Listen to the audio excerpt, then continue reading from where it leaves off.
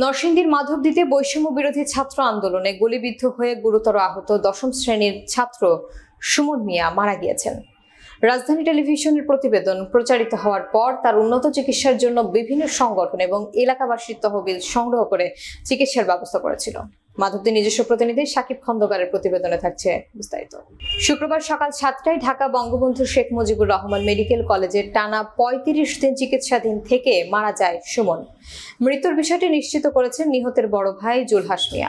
সুমন মিয়া মাধবদী পৌর শহরের সিদ্দিকনগরে মৃত হাসান আলীর ছেলে ও মাধবদী জালপট্টি দাখিল মাদ্রাসার 10ম শ্রেণীর ছাত্র।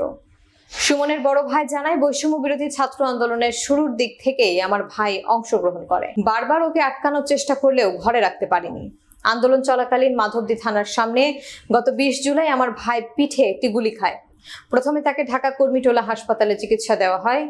সুমনকে নিয়ে রাজধানী টেলিভিশন সহ মূল ধারার গণমাধ্যমগুলো ও ছাত্র আন্দোলনের সমন্বয়কদের দৃষ্টি আকর্ষণ করলে পরে উন্নত চিকিৎসার জন্য শেখ মুজিবুর মেডিকেল কলেজে ভর্তি করলে আজ সকালে মারা যায়। শুক্রবার বাদ জোহর সিদ্দিকনগর বালুর মাঠে সুমন মিয়ার জানাজা শেষে গণেরগাঁও শাহী ঈদগাঁও গোরস্থানে দাফন করা হয়।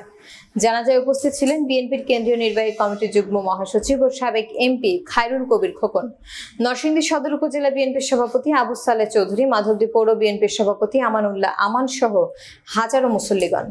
এ সময় সুমনের দরিদ্র পরিবার আবেগঝরা কণ্ঠে সরকারের নিকট আকুল আবেদন জানায়।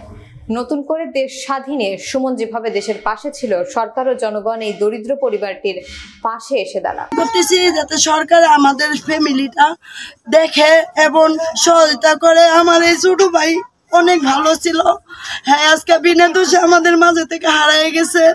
আমরা এটা যেটা আমাদের ফ্যামিলির মধ্যে এটা সরকার দেখে, আমরা এটা চাই সরকার আমরা সহায়তা করুক, আমরা দেখো। জানি না সরকার মানে আমার এই বয়ানটা সরকার পর্যন্ত পৌঁছাইব কিনা,